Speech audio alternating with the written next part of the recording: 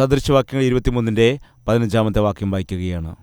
മകനെ, നിന്റെ ഹൃദയം ജ്ഞാനത്തെ പഠിച്ചാൽ എൻ്റെ ഹൃദയവും സന്തോഷിക്കും. പ്രിയമുള്ളവരെ, ദൈവം നമ്മെ കണ്ടുകൊണ്ട് സന്തോഷിക്കണമെങ്കിൽ നമ്മൾ ബുദ്ധിഹീനരെ പോലെയല്ലാതെ ജ്ഞാനമുള്ള വ്യക്തികളായിരിക്കണമെന്ന് വേദപുസ്തകത്തിൽ പറയുന്നു.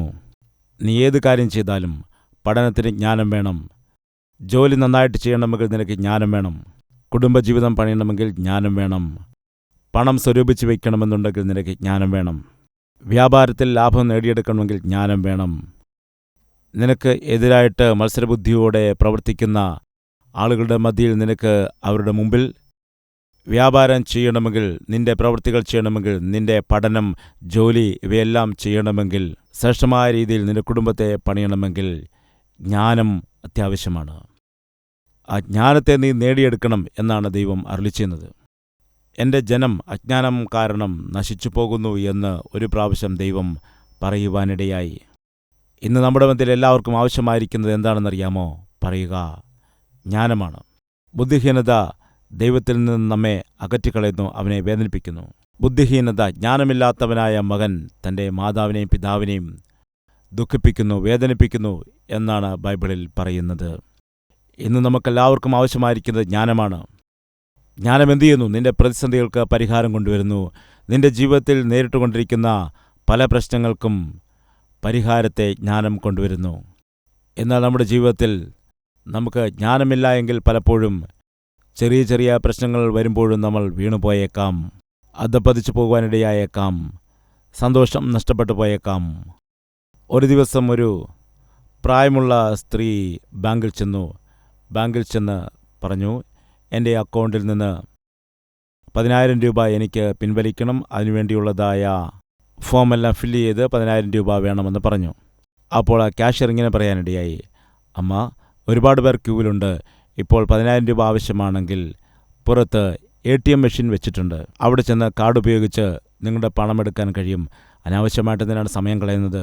ക്യൂവിൽ നിൽക്കുന്നവരെ എന്തിനാണ് ബുദ്ധിമുട്ടിക്കുന്നത്?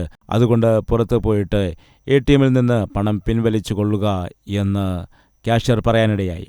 ആ അമ്മ പറയാനിടയായി, നോക്കൂ, എൻ്റെ കയ്യിൽ കാർഡില്ല, ഉണ്ടായിരുന്നുവെങ്കിൽ ഞാൻ ATMൽ നിന്ന് എടുത്തേനേ, 10,000 രൂപ എനിക്ക് നൽകുക എന്ന് പറഞ്ഞു. അപ്പോൾ പറഞ്ഞു, നിങ്ങളെന്തിനാണ് കാർഡ് മറന്നത്? പിന്നെന്തിനാണ് തന്നത്? അത്യാവശ്യ സമയത്ത് നിങ്ങൾക്ക് പണം എടുക്കേണ്ടതിന് വേണ്ടിയാണല്ലോ കാർഡ് തന്നത് എന്ന് പറഞ്ഞ് ദേഷ്യപ്പെട്ടു. എങ്കിലൊരു കാര്യം ചെയ്യുക, എൻ്റെ അക്കൗണ്ടിൽ എത്ര പണമുണ്ട് അതെല്ലാം ഞാനിപ്പോൾ പിൻവലിക്കാൻ പോവുകയാണ്, അതുകൊണ്ട് അത് വേണമെന്ന് പറഞ്ഞ് അക്കൗണ്ട് നമ്പർ കൊടുത്തു.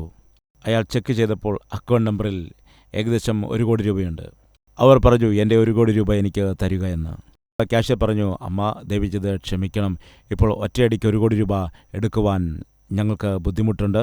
എങ്കിൽ എത്ര തരുവാനായിട്ട് കഴിയും? ഒരു 10 ലക്ഷം രൂപ തരാൻ കഴിയുമോ എന്ന് ചോദിച്ചു. 10 ലക്ഷം രൂപ തരിക എന്ന് പറഞ്ഞുകൊണ്ട് ആ മാതാവ് 10 ലക്ഷം ചോദിച്ചു. അദ്ദേഹം അപ്പോൾ തന്നെ 10 ലക്ഷം രൂപ ആ മാതാവിന് കൊടുത്തു. ആ 10 ലക്ഷം രൂപ വാങ്ങി 10,000 രൂപ എടുത്തിട്ട് 9,90,000 രൂപ കൊടുത്തിട്ട് പറഞ്ഞു, മോനെ, ഇതെൻ്റെ അക്കൗണ്ടിലിടൂ എന്ന്. ആ ക്യാഷ്യർ ഒന്നും മിണ്ടാതെ ഇരുന്നു പോയി.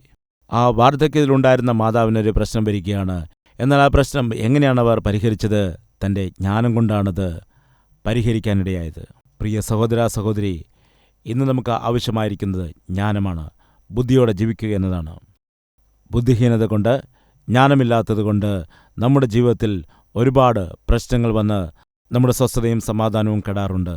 അതുകൊണ്ട് കർത്താവ് പറയണം, മകനേ, നീ ജ്ഞാനം നേടിയെടുക്കുക, അപ്പോൾ ഞാനും സന്തോഷിക്കും, നിനക്കും സന്തോഷിക്കാൻ കഴിയും.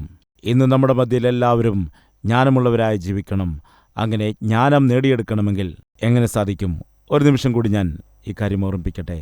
നമ്മുടെ ചുറ്റുപാടും പ്രായമുള്ള ആളുകൾ പലരുമുണ്ട്.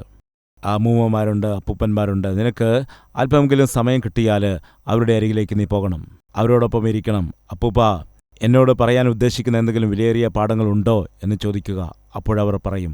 അവരുടെ ജീവിതത്തിൽ അനുഭവത്തിൽ നിന്ന് പഠിച്ചതായ പാഠങ്ങളെ നിങ്ങളോട് പങ്കുവയ്ക്കുവാൻ വേണ്ടി അവർ ശ്രമിക്കും. പ്രായമുള്ള അമ്മയുടെ അരികിൽ ചെന്ന് ചോദിക്കണം, എനിക്ക് പറഞ്ഞു തരാൻ പറ്റുന്ന പാഠങ്ങൾ എന്തെങ്കിലും ഉണ്ടോ എന്ന്. ഇങ്ങനെ നമ്മൾ പ്രായമുള്ള മാതാപിതാക്കളുടെ അരികിൽ ചെന്നിരുന്ന് അവർ പഠിപ്പിക്കുവാൻ ആഗ്രഹിക്കുന്നതായ കാര്യങ്ങൾ അത് കേൾക്കുവാൻ ശ്രമിച്ചാൽ വളരെ നല്ലതാണ്. പ്രിയ സഹോദരങ്ങളെ, ഇന്ന് വൃദ്ധർക്ക് നമ്മൾ ബഹുമാനം കൊടുക്കുന്നില്ല. അവരോട് സ്നേഹത്തോടെ കരുതലോടെ പെരുമാറേണ്ടിയിരിക്കുന്നതായ നമുക്കിന്ന് പലപ്പോഴും അത് കഴിയുന്നില്ല. അതുകൊണ്ട് ദയവ് ചെയ്ത് നിങ്ങൾ ശ്രദ്ധിക്കുക. പ്രായത്തിൽ മുതിർന്ന ആളുകൾക്ക് ഒരുപാട് അനുഭവ പരിചയമുണ്ട്. പരിചയത്തിൽ നിന്നും അവർ നമുക്ക് ഓരോരോ കാര്യങ്ങൾ പറഞ്ഞു തരുന്ന സന്ദർഭത്തിൽ നമ്മൾ 100 പുസ്തകങ്ങൾ വായിച്ചു കിട്ടുന്നതായ ജ്ഞാനത്തെക്കാൾ കൂടുതൽ വൃദ്ധ മാതാപിതാക്കളുടെ അരികിൽ അരമണിക്കൂർ ചെലവഴിച്ചാൽ അവർ നൽകുന്നതായ, അവർ ഷെയർ ചെയ്യുന്നതായ അറിവുകൾ വിലയേറിയതാണ് എന്നുള്ള കാര്യം മറക്കരുത്. എൻ്റെ ജീവിതത്തിൽ ഞാൻ ശീലിച്ച കാര്യമാണ്. വലിയ വലിയ ദൈവദാസന്മാരുടെ അരികിൽ ചെന്ന് അവരുടെ അനുഭവങ്ങൾ, അവർ പഠിച്ചതായ ആത്മീയ പാഠങ്ങൾ പഠിക്കാനുള്ള ആഗ്രഹവും എനിക്കുണ്ടായിരുന്നു. ജ്ഞാനം കൊണ്ട് നീ നിറയപ്പെടുകയാണെങ്കിൽ നിന്റെ വീട് പ്രകാശപൂരിതമാകും. നീ ജ്ഞാനം കൊണ്ട് നിറയപ്പെട്ടവനാണെങ്കിൽ നിന്റെ ചുറ്റുപാടുമുള്ള അന്തരീക്ഷവും പ്രകാശമയമാകും. വേദപുസ്തകത്തിൽ പറയുന്നു, നിങ്ങൾ ലോകത്തിൻ്റെ വെളിച്ചം ആകുന്നു. നീ ഇരുട്ടിൽ ജീവിച്ചുകൊണ്ട് മറ്റുള്ള ആളുകളെയും ഇരുട്ടിലേക്ക് നടത്തുന്നതിനേക്കാൾ നീ വെളിച്ചത്തിനുള്ളവനായി ജീവിച്ചുകൊണ്ട് നിന്റെ ജീവിതത്തിൽ നീയൊരു ദീപമായിട്ട്, ഒരു മെഴുകുതിരി പോലെ പ്രകാശം പരത്തുന്നവനാണെങ്കിൽ നിന്റെ വീട് അനുഗ്രഹമാകും. ഇന്ന് അനേകം ആളുകളുണ്ട്, ഇരുട്ടിൽ കിടക്കുന്നതായ അനേകം ജീവിതങ്ങളെ പ്രകാശിപ്പിക്കുന്നതായ അനേക ആളുകളുണ്ട്. മാതാപിതാക്കളെ, പ്രാർത്ഥനയോടെ നിങ്ങളുടെ മക്കളുടെ ജീവിതങ്ങളെ പ്രകാശിപ്പിക്കൂ. സഹോദര സഹോദരി, ദൈവത്തിൻ്റെ സഹായത്തോടെ നിന്റെ കുടുംബത്തെ പ്രകാശിപ്പിക്കൂ. പ്രിയ മകനെ, മകളെ, പഠന വിഷയത്തിൽ കെട്ടുപോകുന്നതായ നിന്റെ ജീവിതത്തെ ദൈവത്തിൻ്റെ സഹായത്താൽ പ്രകാശിപ്പിക്കൂ. നീ വെളിച്ചത്തിനുള്ളവനായിരിക്കണം, ലോകത്തെ പ്രകാശിപ്പിക്കുന്നവനാകണം. അത് കേവലം ദൈവം നൽകുന്ന ജ്ഞാനത്തിൽ കൂടി മാത്രമേ നിനക്ക് കഴിയുകയുള്ളൂ. എവിടെയാണോ ആയിരിക്കുന്നത് അവിടെ പ്രകാശം പരത്തുന്നവരായി ജീവിക്കും, വെളിച്ചത്തിനുള്ളവരായി ജീവിക്കുമെന്ന് പറയുന്നവരുണ്ടെങ്കിൽ ഒരു നിമിഷം വരിക, നമുക്ക് പ്രാർത്ഥിക്കാം.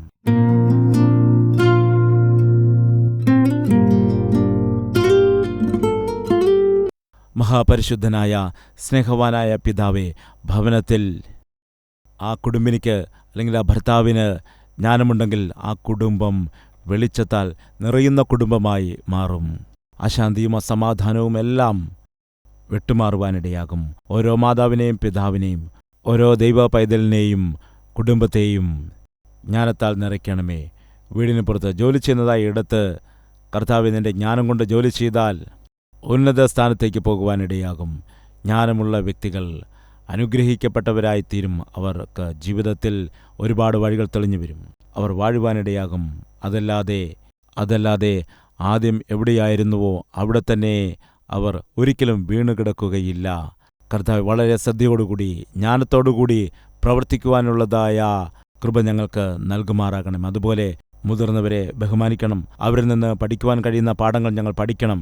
കർത്താവ്, യൗവനക്കാരായ മക്കൾ അജ്ഞാനത്തെയെല്ലാം ഉപേക്ഷിച്ചുകൊണ്ട്, അത് വിട്ടുകളഞ്ഞുകൊണ്ട് നിന്റെ ജ്ഞാനത്തെ, വെളിച്ചമായിരിക്കുന്ന നിന്റെ ജ്ഞാനത്തെ നേടുവാൻ അവരെ സഹായിക്കുമാറാകണം. എല്ലാവരെയും സഹായിക്കുമാറാകണമേ എന്ന് യേശുക്രിസ്തുവിൻ്റെ നാമത്തിൽ അപേക്ഷിക്കുന്നു പിതാവേ. ആമേൻ.